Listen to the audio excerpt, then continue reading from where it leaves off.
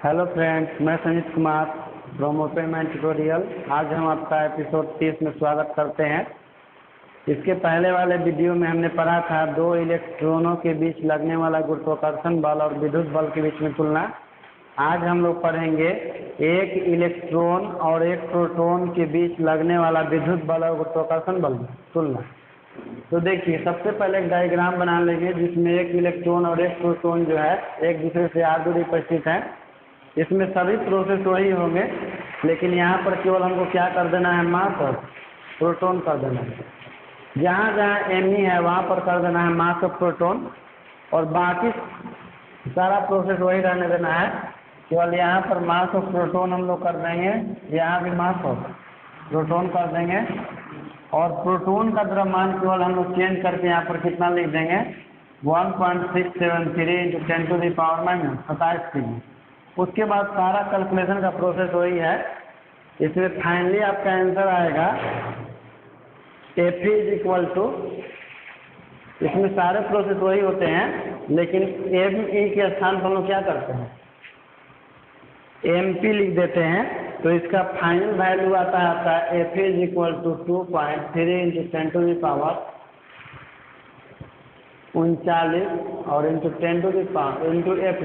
कहने का मतलब है कि एक इलेक्ट्रॉन और एक प्रोटॉन के बीच में लगने वाला जो विद्युत बल होता है वो गुरुत्वाकर्षण बल की तुलना में 10⁻39 गुना ज़्यादा होता है। इसको नोट करके लिख लीजिए, चाहे तो आप इसको कैलकुलेशन करके निकाल भी सकते हैं, लेकिन मैं आपको नोट के रूप में लिखवा देता हूँ। लिखिए, एक इलेक्ट्रॉन और एक प्रोटॉन के बीच लगने वाला विद्युत बल का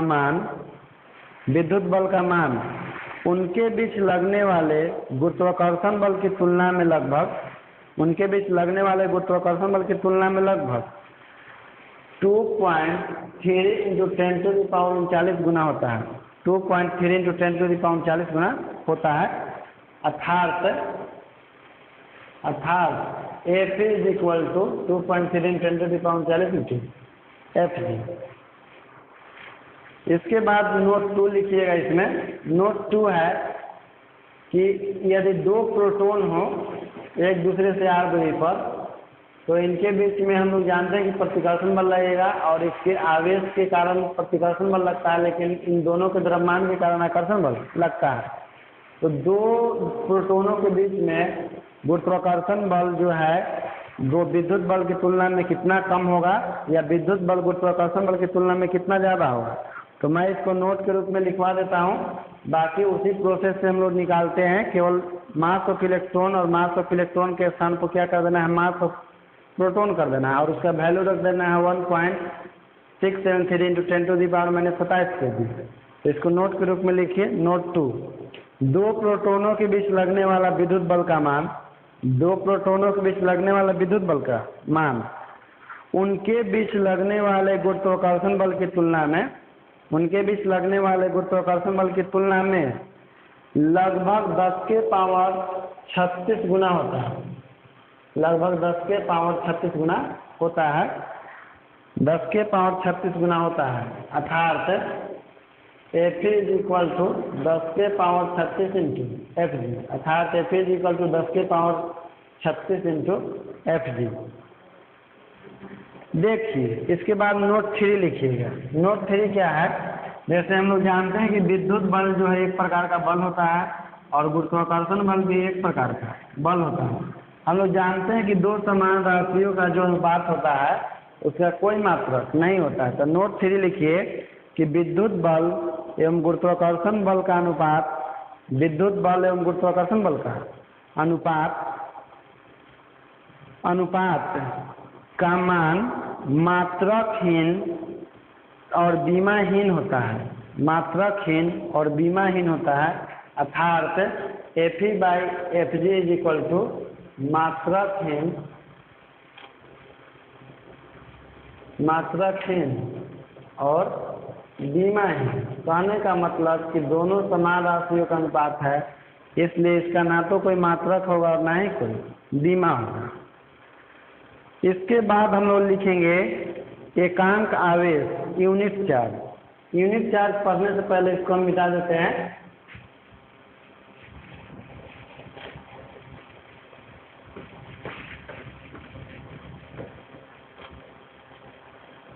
हेडिंग लिखिए एकांक आवेश।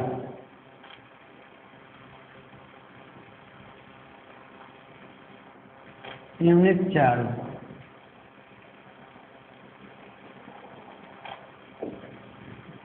यूनिट चार्ज क्या होता है? जैसे मान लीजिए कि यहाँ पर कोई एक धन आवेश Q है और एक दूसरा धन आवेश Q है और दोनों एक दूसरे से 1 मीटर की दूरी पर स्थित है। दोनों एक दूसरे से 1 मीटर की दूरी पर स्थित हैं। तो जब हम लोग बराबर परिमाण के दो धन आवेश लेते हैं और दोनों धन आवेश निर्वात में एक दूसरे से 1 मीटर की दूरी पर स्थित होते हैं, 1 मीटर की दूरी पर स्थित होते हैं और यदि ये दोनों आवेश एक दूसरे पर 9 × 10⁹ न्यूटन का बल आरोपित करते हैं, तो इन दोनों आवेश के मान को हम लोग एकांक आवेश कहते हैं।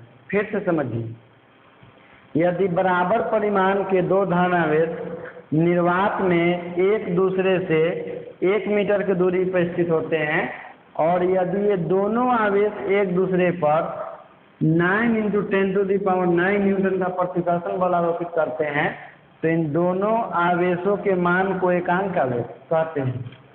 तो लिखिए एकांक आवेश देखो, यदि बराबर परिमाण के दो सजातीय धन आवेश निर्वात में एक दूसरे से 1 मीटर की दूरी पर स्थित हो, निर्वात में एक दूसरे से 1 मीटर की दूरी पर स्थित हो और यदि दोनों आवेश एक दूसरे पर 9 × 10⁹ न्यूटन का प्रतिकर्षण बल लगाते हैं, 9 × 10⁹ न्यूटन का प्रतिकर्षण बल लगाते हैं, तो उन दोनों आवेशों के मान को एकांक आवेश कहते हैं। एकांक आवेश कहते हैं। देखिए इसको हम लोग अब निकाल कर देखते हैं कि सच में आता है कि नहीं। माना कि Q1 बराबर Q2 बराबर Q तथा R बराबर 1 मीटर, F बराबर 9 × 10⁹ न्यूटन। हम लोग जानते हैं कि F बराबर होता है 1/4πε0 Q1 × Q2 और R²। F का वैल्यू है 9 × 10⁹ और इसका भी है 9 × 10⁹। इसका वैल्यू Q है, इसका भी वैल्यू Q है, दोनों के बीच का दूरी जो 1 मीटर है। देखिए 9 से 9 कैंसिल, 10⁹ से 9 कैंसिल, इधर 1 बचेगा और Q से Q का स्क्वायर, 1 का स्क्वायर तो 1 ही होगा, तो Q² = कितना हो जाएगा 1। तो इस तरह से Q का जो वैल्यू निकालेंगे हम लोग, तो Q का वैल्यू आपका आ जाएगा √1 और इसका वैल्यू कितना हो जाएगा Q1 हो जाएगा।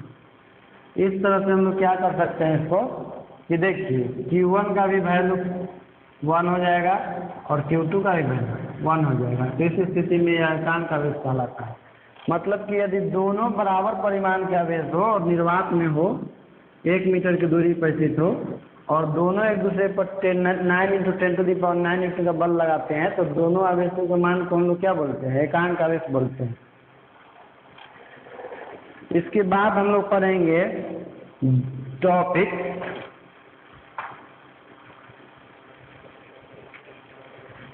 विद्युत आवेश के आधार पर पदार्थ को 3 वर्गों में बांटा गया है। विद्युत आवेश के आधार पर पदार्थ को 3 वर्गों में बांटा गया है। जैसे देखिए दुनिया में जितना भी पदार्थ है उसको हम लोग कई प्रकार से बांट सकते हैं, लेकिन उसमें कोई आधार लेना पड़ता है कि हम किस आधार पर बांटते हैं। जैसे क्लास में हम लोग अपने विद्यार्थी को बांट देते हैं कि कुछ तेज स्टूडेंट होते हैं, कुछ मीडियम और कुछ डल स्टूडेंट होते हैं। उसी तरह से हम लोग कलर के बेस पर भी बांट सकते हैं कि कोई गोरा है, कोई सांवला है और कोई काला है।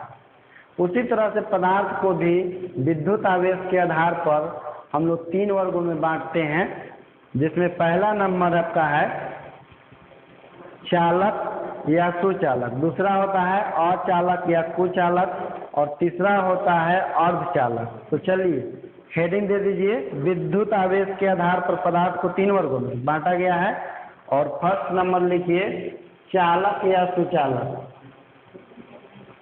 चालक या सुचालक, जिसका हम लोग जानते हैं अंग्रेजी क्या होता है, कंडक्टर होता है।